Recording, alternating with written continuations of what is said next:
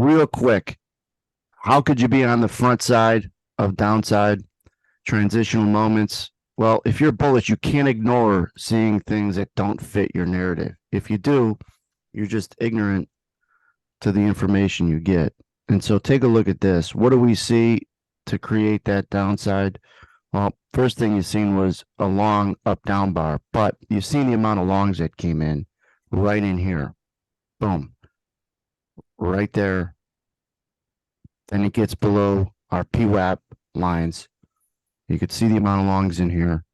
If you're bullish and you don't see this, well, you see it, but you don't consider it,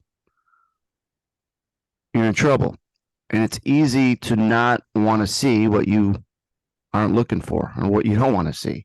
And then take a look at this big sell order that came in. And we're already bearish way before this. Now take a look at this big sell order that comes in right there. Big sell order, turned into an iceberg to get the balance. He only got 485, so they came back. And here's what's interesting. They came back, filled them, and once they got back underneath them, was bearish again. And it also had a buy pulse rejected. He did a total of 3,000. They were down off to the races. Last thing that happened, another big iceberg came in, got it below him, was a little bearish. But watch what happens as we try to determine whether or not the selling is maybe done. And it was right. Let me go back. Right here. All the other sell pulses get priced to go down, but this one kind of got absorbed, and I said it at the time.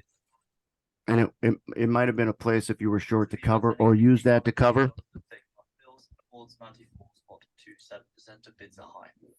And see it come in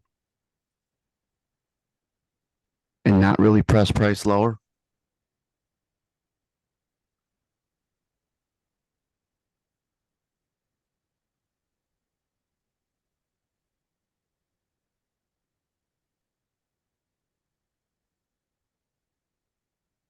And that was a temporary bottom. And then they go back up to the biggest long puke of the session, as I circled it in real time, as overhead resistance until that wasn't. And then we transitioned back to the upside. So it's important to know and follow transitional moments, especially when they're hard for you to follow when you're bullish and you just want to see things that confirm that bullish bias.